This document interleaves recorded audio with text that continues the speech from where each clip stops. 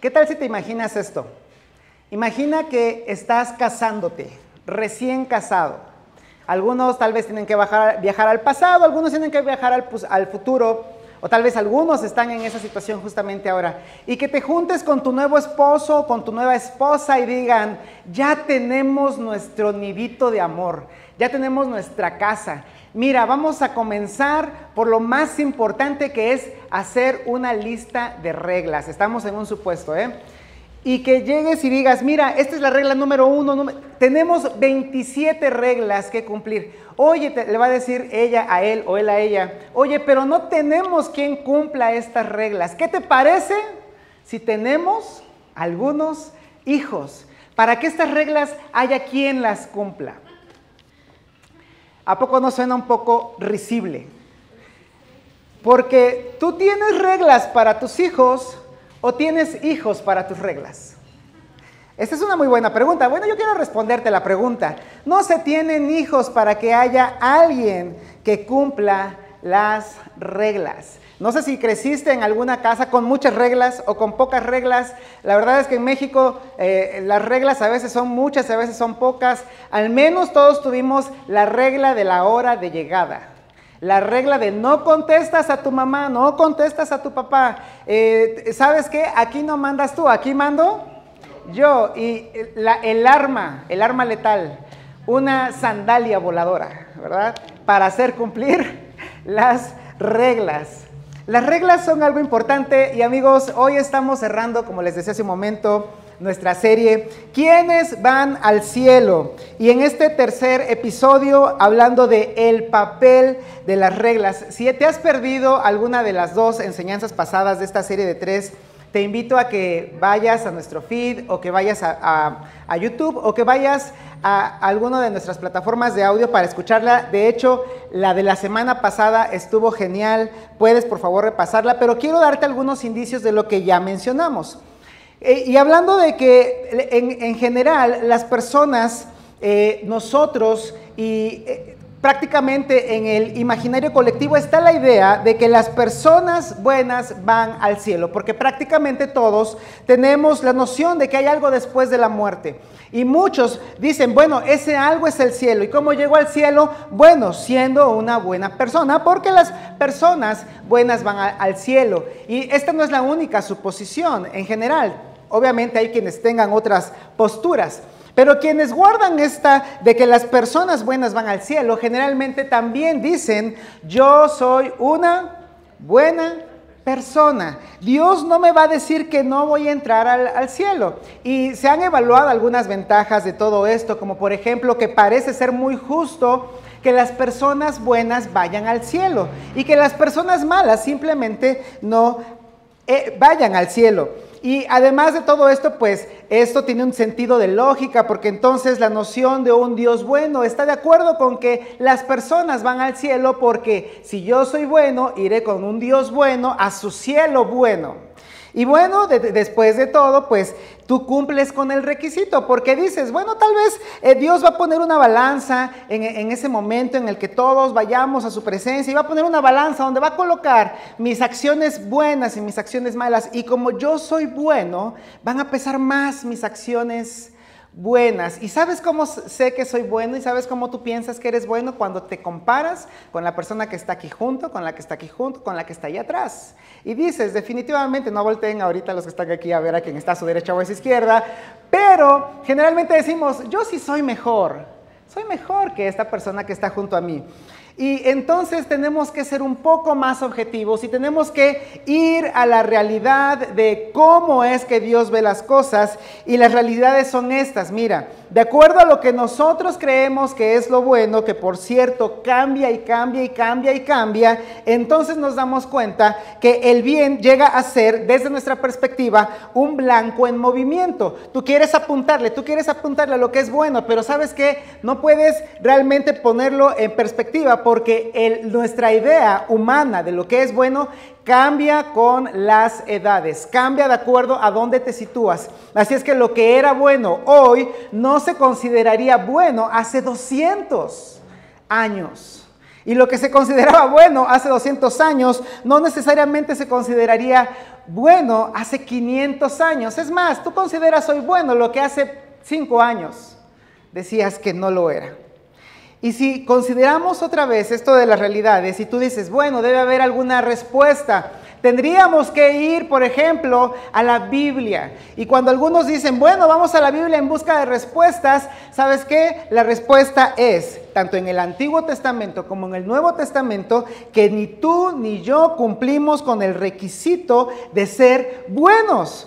Porque vamos a los escritos que consideramos nosotros inspirados y dados por Dios y que muchos de nosotros creemos que son infalibles, es decir, la Biblia, y aunque tal vez tú digas, bueno, yo no lo considero tanto así, pero cuando vamos a esos escritos, cuando vamos a la Biblia, nos damos cuenta que efectivamente somos personas que no cumplen con tal requisito de ser buenos. Y entonces viene una pregunta que ya se mencionaba en las 2 ocasiones pasadas. ¿Qué tan bueno es suficientemente bueno como para ganar un lugar en el cielo? Porque tiene que haber alguna medida. Tendríamos que saber qué tan bueno es ser bueno. Porque bueno, decía el pastor Víctor la semana pasada, tal vez te empiezas a defender en el hecho de que pues todos somos seres humanos. Y entonces, si tú te asomas a todo esto, e incluso no nada más evalúas el cristianismo, sino evalúas tal vez otras expresiones de fe de otras edades o de otras culturas, te darás cuenta que ninguna religión tiene una lista exacta de qué es ser bueno. Ni siquiera el Antiguo o el Nuevo Testamento. No hay una lista que diga, mira, si haces esto, tendría esto que tú, tenemos esta lista, y si la cumples con el parámetro de ser bueno. No lo hay. Y como dijimos hace un momento, como el bien se ha vuelto un blanco en movimiento, porque lo que hoy es bueno, antes no era bueno, ¿sabes qué tendría que hacer Dios si es que revelara esa lista cósmica para saber qué tan bueno eres o si eres suficientemente bueno? Dios tendría que aparecer cada determinado tiempo para actualizar la noción de lo bueno. Y entonces, desde esta perspectiva, puesto que Dios no nos dio una lista para saber qué tan bueno es ser bueno, parecería, no nada más, si esto fuera, claro, un partido de fútbol, parecería no nada más que Dios está moviendo la cancha, no nada más nos está moviendo la portería. Parecería que Dios nos está escondiendo la portería, porque no nos ha dicho cuál es esa lista para decidir o ser personas buenas. Si las personas buenas van al cielo, entonces cuando Jesús apareció, cuando Jesús estuvo en esta tierra, Jesús no solo estaba equivocado con respecto a lo que significa ser bueno, sino que Jesús estaba mintiendo. ¿Por qué? Porque cuando Él vino a esta tierra, cuando Él apareció hace 2000 años, no nada más se quedó con decir una serie de reglas, que de hecho las había, y hoy vamos a hablar del papel de las reglas, pero no nada más dijo, ok, están estas. ¿Sabes qué hizo Jesús? Estaba el estándar, lo que se entendía que eran las reglas, y ¿sabes qué hizo? Lo elevó aún más. De tal forma, no quisiera hablar mucho de esto, pero de tal forma que para Jesús la envidia o el enojo o el odio es considerado homicidio y la lujuria es considerada adulterio. Así, Jesús puso ese estándar y lo subió de tal forma que ahora podemos decir, nadie de nosotros a la perspectiva de Jesús puede considerarse bueno. Entonces, viene otra pregunta, por la cual comprobamos si Jesús tiene o no tiene la razón. Y la pregunta es, ¿alguna vez has maltratado a otra persona? Fue una pregunta que el pastor Víctor nos hizo la semana pasada. En serio te invito a que busques esa enseñanza, dijera el pastor, es contundente. Pero si respondemos a esta pregunta, la respuesta es Todos alguna vez hemos maltratado a otra persona. Todos alguna vez hemos dejado a otro con la mano extendida. A veces les hemos hecho sentir mal. A veces hemos humillado a personas. A veces hemos hecho a otros derramar lágrimas o estar tan enojados. ¿Y sabes qué dice Jesús? Jesús dice que este es el epicentro de todo. Esto es el corazón de toda nuestra maldad. Y de hecho, Él dice que no puedes estar bien. Tú no puedes estar bien con un Dios al que no ves. Si no estás bien con alguien, con quienes están a tu lado, y tú sí puedes ver. Y de hecho, si no eres cristiano, tal vez una de las cosas que más te irrita, te enoja de nosotros los cristianos, es que pretendemos saber todo de Dios. Pretendemos tener todas las respuestas acerca de todo lo que tenga que ver con Dios. Y sabemos los límites y las nociones morales de todo. Y sin embargo, ¿sabes qué te irrita? Yo lo sé, y lo reconozco como cristiano. Debo reconocerlo porque estoy de este lado.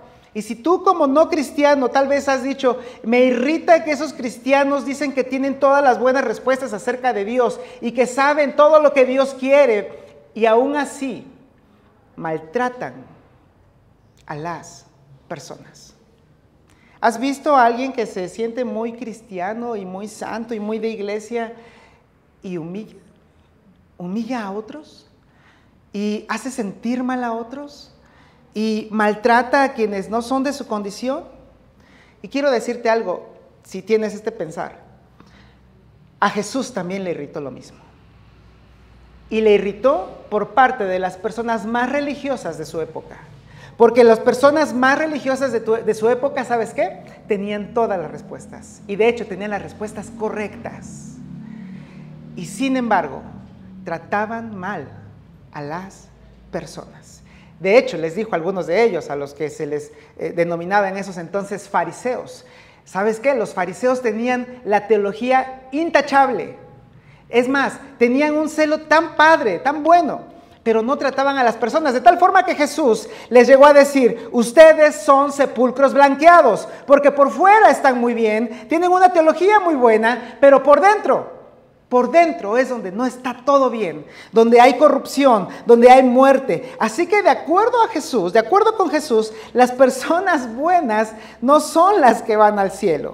No solo porque nadie dijo exactamente qué era lo bueno, ni hay una lista para decir esto es bueno y por eso me voy a ir al cielo, sino porque desde su perspectiva nadie lo es.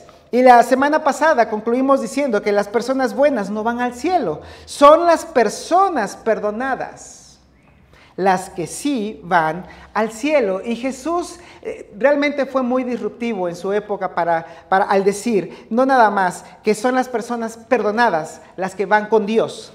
Él dijo tener la autoridad para perdonar los pecados en nombre de Dios. Eso en su época fue disruptivo, fue escandaloso, porque las demás personas lo veían como un ser humano normal, común y corriente. Sin embargo, hoy sabemos que Él es Dios, un Dios eterno que quiso hacerse uno de nosotros y que Él dijo en su momento que podía perdonar, que tenía la capacidad de perdonar los pecados. Y dentro de todo lo que Jesús hizo, esto hacemos mucha énfasis ahora y aquí en nuestra iglesia, porque creemos que ese es el meollo de la fe. Jesús, mientras vivió aquí, predijo su muerte.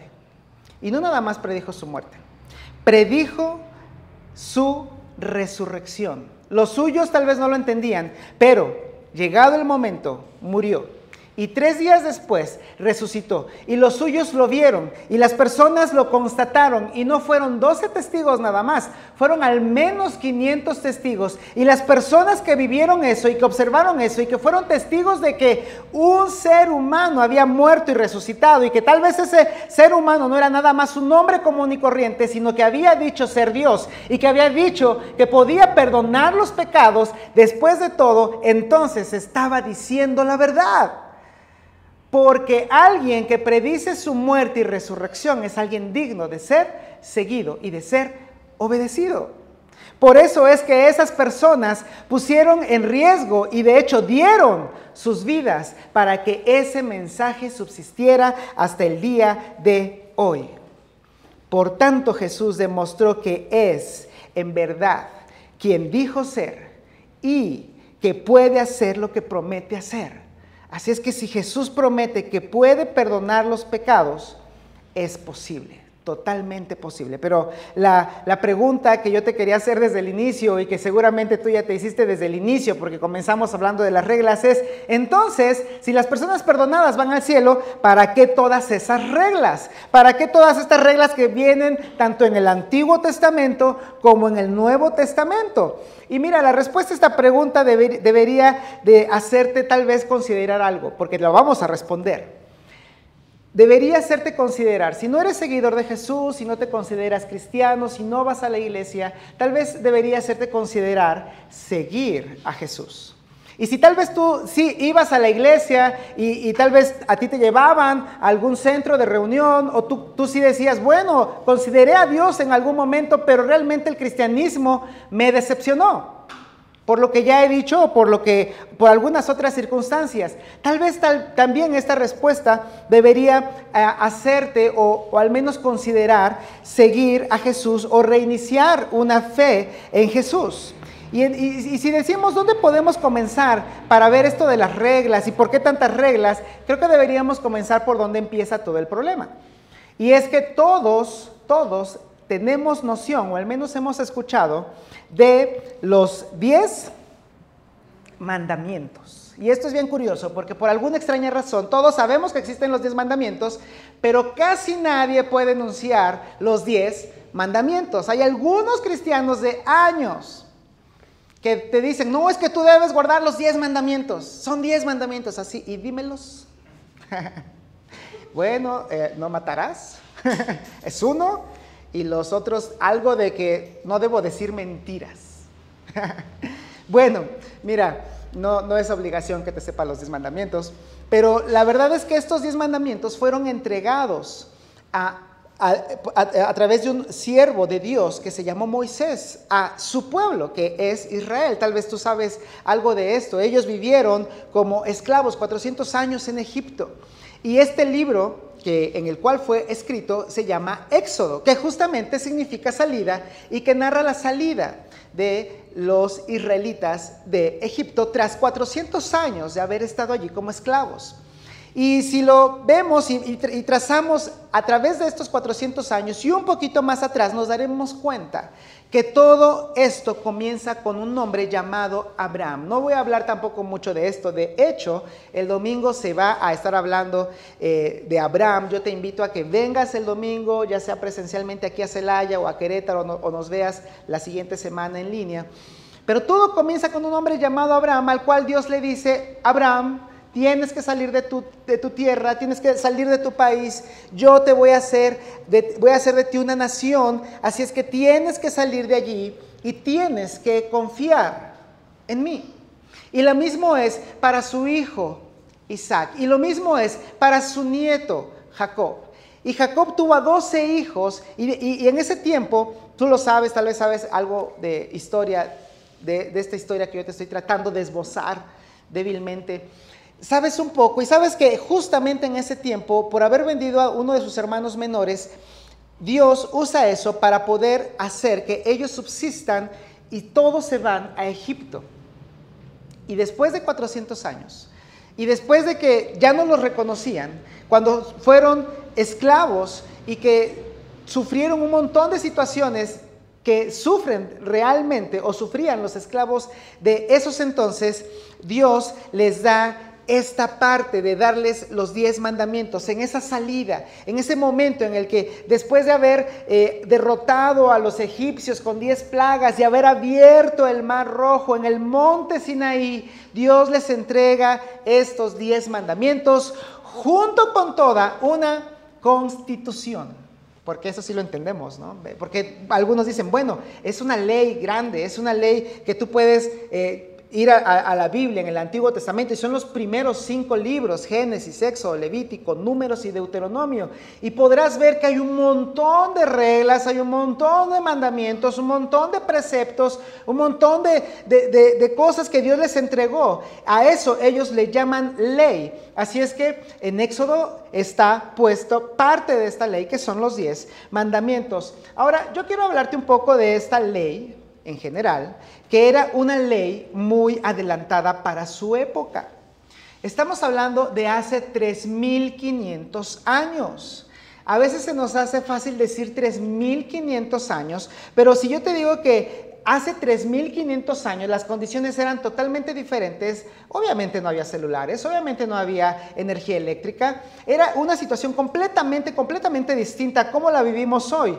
Y si te vas a las culturas que vivían hace 3,500 años, simplemente no habría una ley que tuviera comparación a la que Dios les entregó a su pueblo. Era una ley tan adelantada para su época que de hecho solo se puede explicar que tuvieran una ley que casi tiene leyes que hoy podemos comprender si Dios les entregó a este pueblo estas leyes. Y quiero darte un ejemplo bien claro. Quiero hablarte referente a la esclavitud. La esclavitud para las culturas de hace 3,500 años era una cero tolerancia. Era: me perteneces, tú no tienes capacidad de decisión, tú no tienes derechos, tú no tienes nada porque me perteneces si es que eres mi esclavo. Pero para la ley que Dios les entregó a los israelitas estaba normatizada, bueno, había una normatividad, ¿cómo se puede decir? Bueno, había una normatividad normada, gracias, para la esclavitud. De tal forma que era más, si tú lo observas y vas y lo lees, te vas a dar cuenta que más bien era un contrato de servicio más que esclavitud. ¿Sabes por qué? Porque las personas que se consideraban esclavas dentro del pueblo de Israel, los mismos israelitas podrían decidir si querían venderse como esclavos. Y después podían ellos mismos recuperar su libertad a través de ciertos procesos. Y tenían un montón de derechos los esclavos. Se podía, como te decía hace un momento, obtener voluntariamente, y quienes de fuera eran esclavos de ellos generalmente lo hacían voluntariamente, y en términos reales no había esclavismo en estricto sentido. Es decir, no era posible tener a una persona que fuera totalmente dueña de otra persona, de tal forma que no tuviera ninguna prerrogativa o derecho, o que tuviera el derecho de, por ejemplo, de golpear o de atentar en contra de su integridad. Eso no estaba previsto. Dios quería que la experiencia de Israel fuera totalmente diferente a lo que ya habían vivido en Egipto. Así es que si tú te das cuenta, el esclavismo fue algo totalmente olvidado para la nación de Israel y fue puesto de una forma totalmente nueva con un montón de derechos. Y hay leyes del Antiguo Testamento, de esta ley que yo te estoy mencionando, que Dios le dio a su pueblo, que de hecho inspiraron a leyes contemporáneas, porque fue un Dios real, verdadero, eterno, que tenía a un pueblo al cual estaba cuidando.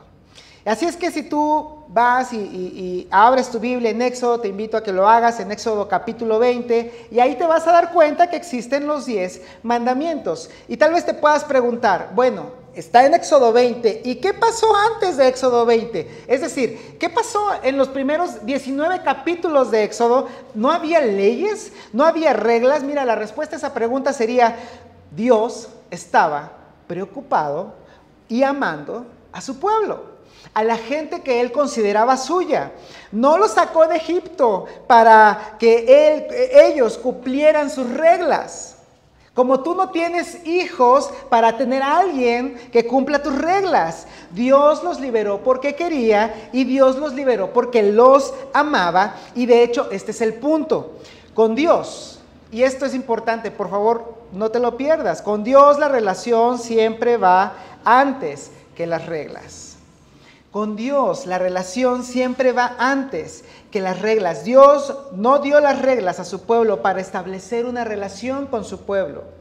Más bien, dio las reglas porque ya tenía una relación antes preestablecida con quienes consideró su gente. Mira, las reglas no fueron una condición. Las reglas fueron una confirmación de que eran parte de una familia. Así como tú, cuando les pones reglas a tus hijos, no los condicionas a ser parte de tu familia. No les dices, oye, hoy no te lavaste los dientes, ¿sabes qué? Hasta acá llegaste, híjole, así es la ley. No te lavaste los dientes, no te comiste tus verduras, te espera la calle. Algunos tienen ganas de hacer eso, pero no lo hacen. Porque en realidad las reglas no son una condición, son una confirmación de que se es parte de la familia. Y mira, cuando Dios entrega estos mandamientos, estas 10 cosas que, repito, no todos no sabemos o se saben, no comienza diciendo, haz esto y no hagas lo otro. Algunos pensamos que así comienzan los 10 mandamientos. Mira cómo comienzan los 10 mandamientos. Yo soy el Señor, tu Dios. Yo soy el Señor, tu Dios. Hay un sentido de pertenencia. Yo soy tuyo y tú eres mío.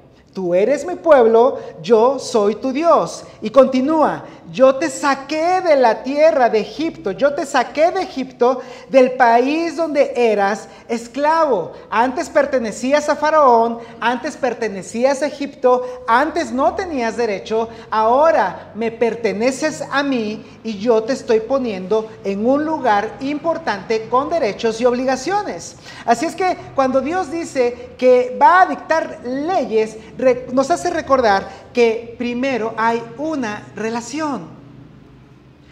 Y eso no termina aquí. De hecho, se extiende al primer mandamiento.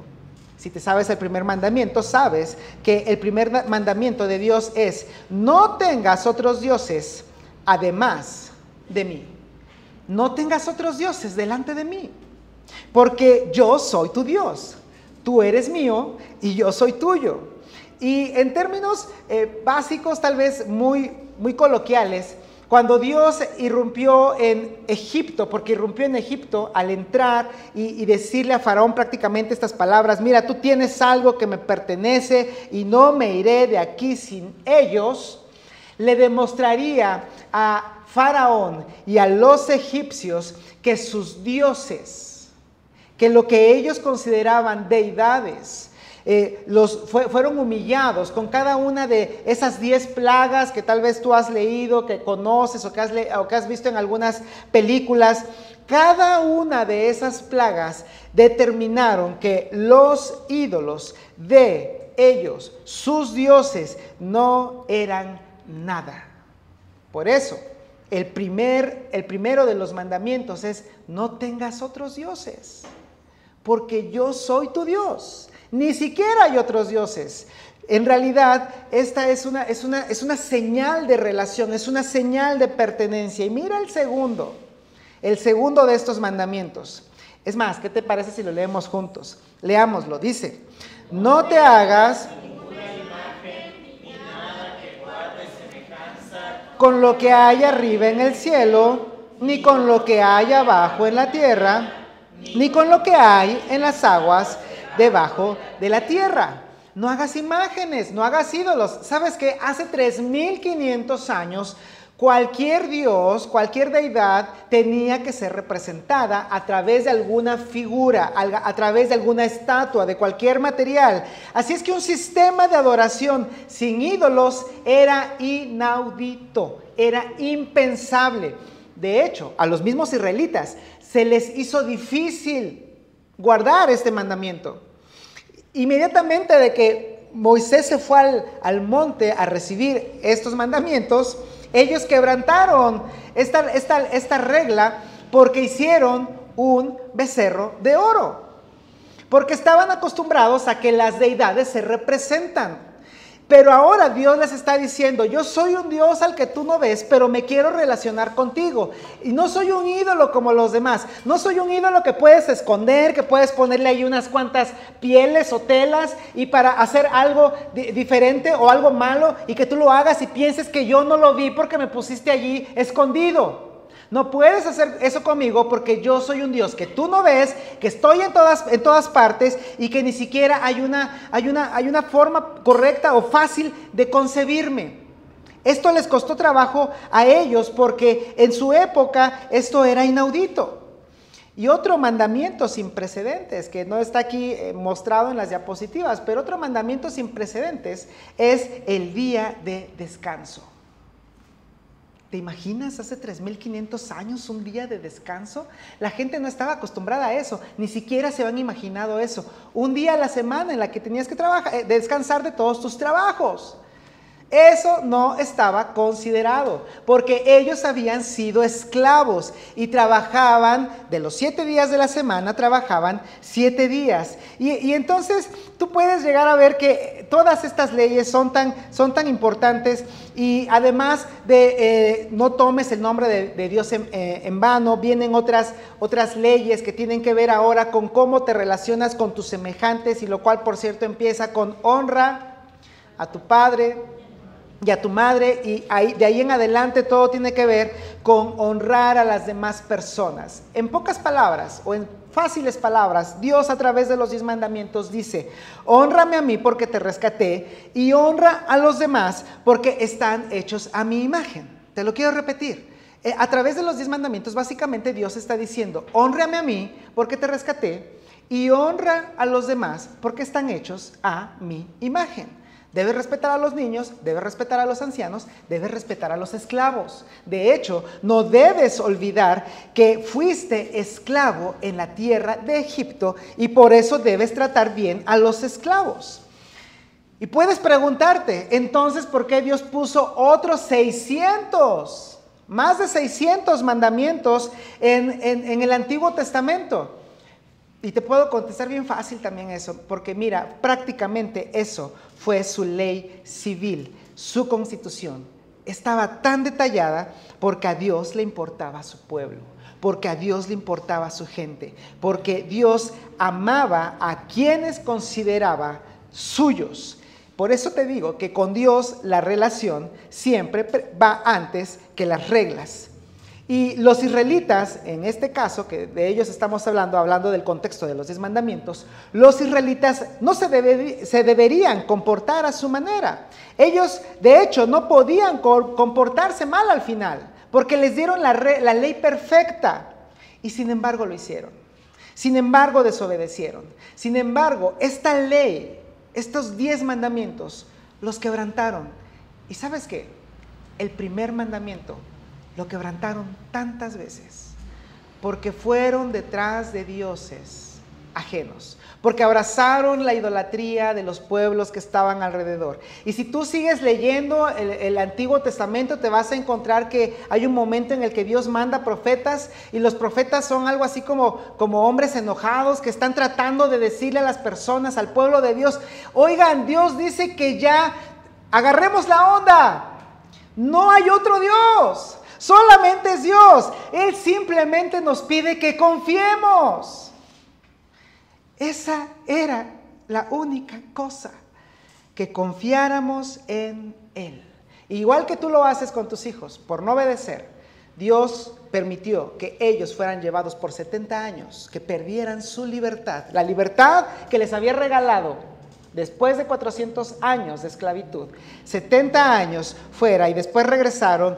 Y aún así siguieron cayendo en idolatría. Y de hecho Dios pudo haber dicho, ¿sabes qué? Voy a terminar con este pueblo. De hecho se lo expresó a algunos profetas. Voy a terminar con este pueblo y me voy a levantar otro pueblo. Pero ¿sabes por qué no lo hacía? Porque Dios los amaba y porque tenía un pacto con ellos. Porque ellos fueron suyos, fueron su gente, fueron su pueblo. Antes del primer no hagas y antes del primer harás aquello, no hagas esto. Justo antes de todo eso, Dios ya los había considerado suyos. Así es que 1500 años después, Jesús se reuniría con 12 de sus discípulos a celebrar esto, la Pascua, la fiesta que conmemoraba el hecho de que los israelitas habían salido de la tierra de Egipto. Y lo que dijo Jesús en ese momento fue tan extraño para los suyos. Alguna vez el pastor Víctor en una enseñanza dijo que era como si en una Navidad, en un diciembre, él dijera: ¿saben qué? Esta Navidad ya no vamos a celebrar el nacimiento de Jesús, ahora vamos a celebrar mi cumpleaños. Y él decía: bueno, estoy seguro que más de la mitad o muchos de ustedes se irían porque eso es descabellado. Tal vez si celebrara mi cumpleaños, ¿verdad? Todavía no sería tan descabellado. Pero fue así. Jesús estaba diciendo: ¿saben qué? Ahora no celebrarán la Pascua en memoria de lo que sucedió hace 1500 años cuando Dios sacó al pueblo de Egipto. ¿Sabes qué? Ahora, cada vez que celebres la Pascua, que hagas algunas cosas, que saques algunos elementos como los panes sin levadura, ahora ya no lo vas a hacer en memoria de eso que pasó cuando Dios sacó a los israelitas de Egipto. Hagan ahora esto en memoria de mí. ¿No es eso disruptivo para los que en ese momento tenían toda una serie de cosas en cuanto a la religión? Pero básicamente él estaba diciendo: lo que Dios hizo por el pueblo de Israel hace 1500 años está a punto de hacerlo para todo el mundo. Y después dice Jesús ese mismo día, esa misma noche: esta copa es el nuevo pacto en mi sangre que es derramada por ustedes. Había un pacto antiguo hecho en el Sinaí. Y él dice: hoy vamos a implementar un nuevo pacto. Es nuevo porque es un nuevo orden, es un nuevo enfoque, es para que todos se relacionen con Dios. Y es en mi sangre porque recuerda que sin derramamiento de sangre no puede haber perdón de pecados. Antes había que sacrificar un cordero constantemente. Antes había que sustituir la maldad, el pecado y la consecuencia, que es la muerte, a través de un animal. Y tenías que hacerlo vez tras vez, tras vez, tras vez. Y cuando Juan el Bautista vio a Jesús, ¿te acuerdas? Dijo: he aquí el Cordero de Dios que quita el pecado del mundo. Jesús estaba diciendo: ahora yo soy ese Cordero, ahora mi sangre va a ser derramada y va a ser suficiente para que todos los seres humanos puedan alcanzar la misericordia de Dios y el perdón de Dios. Y tal vez ellos no lo entendían, pero en la siguiente ocasión, es decir, al siguiente día, Él estaría entregando su vida, derramando su sangre, siendo humillado, siendo golpeado, con una corona de espinas clavada en sus sienes, con clavos puestos en sus manos y en sus pies, en una cruz romana, con el peor tormento que ha existido. Y en ese momento tal vez ellos entenderían que efectivamente la sangre de Jesús es el nuevo pacto que podemos hacer con Dios. Y la forma o las condiciones del pacto serían las mismas del otro pacto. Confía en mí. Dios simplemente quiere que volvamos a confiar en Él. Lo que se rompió con Adán y Eva, de eso hablamos en otra serie ya, lo que se rompió con Adán y Eva fue la confianza. Y Dios quiere que confíes en Él. Y esto de que confiemos en Dios lo establece y lo explica mucho y de muchas maneras el apóstol Pablo. Tú sabes, Pablo primero era perseguidor de la iglesia y después se convirtió en una de las personas más importantes para el cristianismo.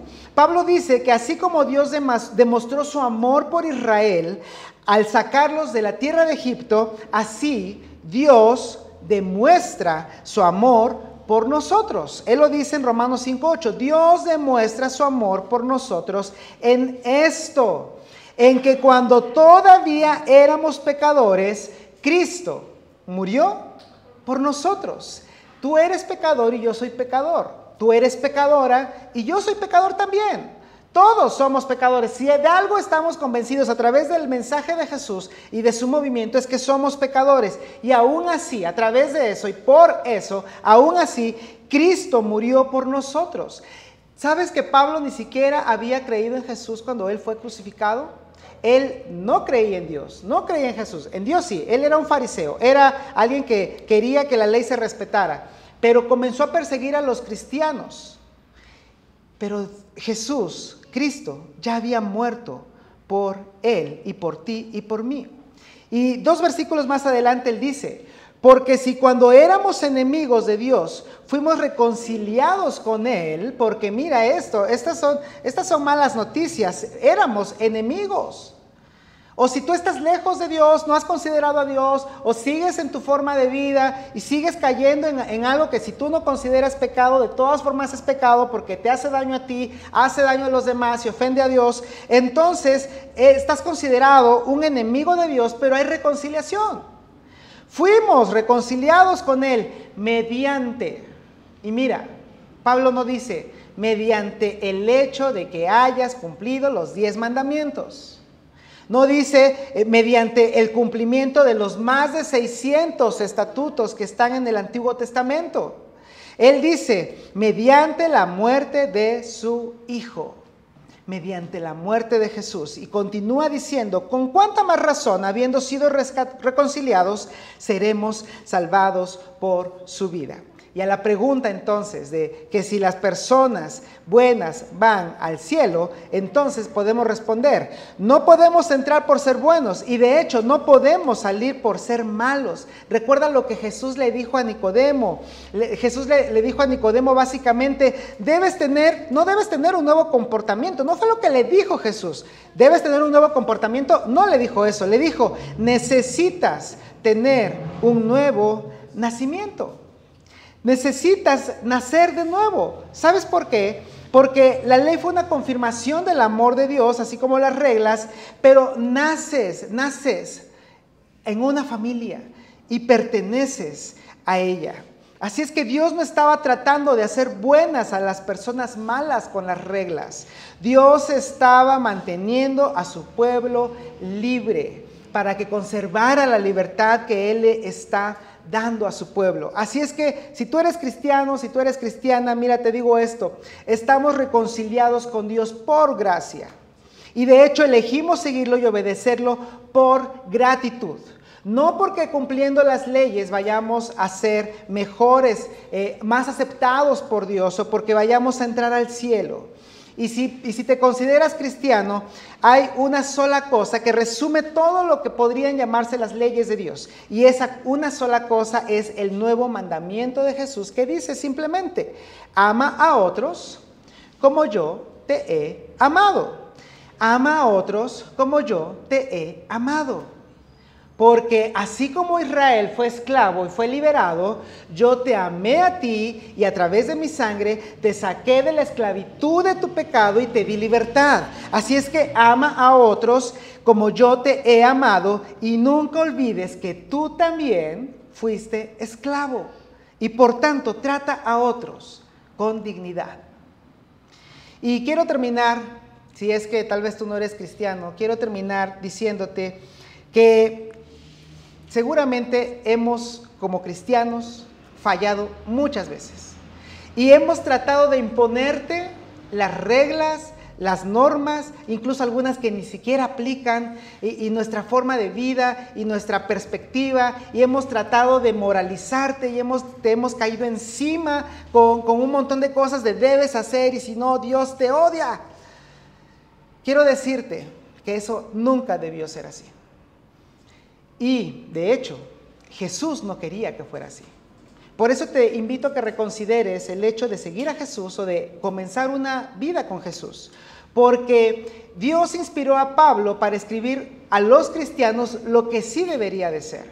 Y mira, tal vez algunos van a decir, ¿a poco eso viene en la Biblia? Sí, mira, lo que dice Pablo a los cristianos. No nos manda a imponer las reglas a otros. Dice en 1 Tesalonicenses 4, 11 y 12. Pónganse como objetivo vivir una vida tranquila y ocúpense de sus propios asuntos. Si eres cristiano y si eres cristiana y has tratado de moralizar a otros, si has tratado de caerles encima a otros para que ellos cumplan las reglas que tú debes cumplir, esa no era la noción de Dios. Y mira lo que dice, este es un mensaje para los cristianos y para corregir esto. Entonces, aquellos que no son creyentes respetarán la manera en que ustedes viven. Cristianos, ocupémonos de nuestros asuntos. Seamos lo que Dios quiere que seamos para obtener el respeto de los de afuera. Y recordemos que no es para nosotros esa idea de que debemos imponer las reglas, porque las reglas son para la familia. No debemos imponerlas a quienes tal vez ni siquiera quieren ser parte de esa familia. Las reglas son para la familia, pero el amor de Dios es para todos y Él quiere que todos, de hecho, entraran a su familia. Así es que para ti que tal vez estás viendo esto y que es la primera vez o que no has considerado ser cristiano o seguir a Jesús, quiero darte esto, que sí es lo que Dios nos entregó para ti. Porque no envió Dios a su Hijo al mundo, son palabras de Jesús, para condenar al mundo, sino para que el mundo sea salvo por Él. No se trata de condenar, no se trata de comparar, no se trata de imponer. Se trata de que puedas llegar al cielo siendo perdonado. ¿Quiénes van al cielo? Las personas perdonadas son las personas que van al cielo.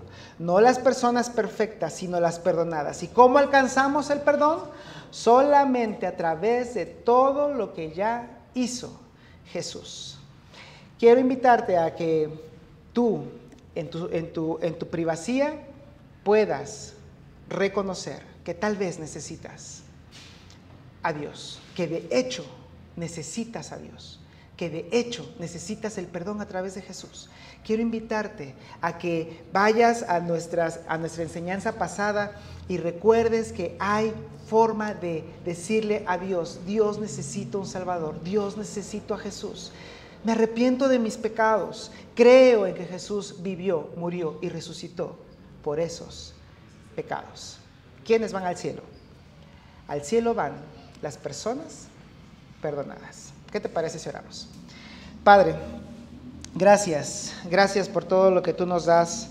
Gracias porque tú nos enseñas a través de Jesús que es en realidad que necesitamos no cambiar nuestro comportamiento simplemente por cambiarlo, no tener un nuevo comportamiento simplemente por tenerlo, sino que necesitamos tener un nuevo nacimiento para pertenecer a tu familia y para saber que tú eres nuestro y nosotros somos tuyos. Ayúdanos para que podamos hacer que esto sea una realidad, si es que tal vez aún no es una realidad.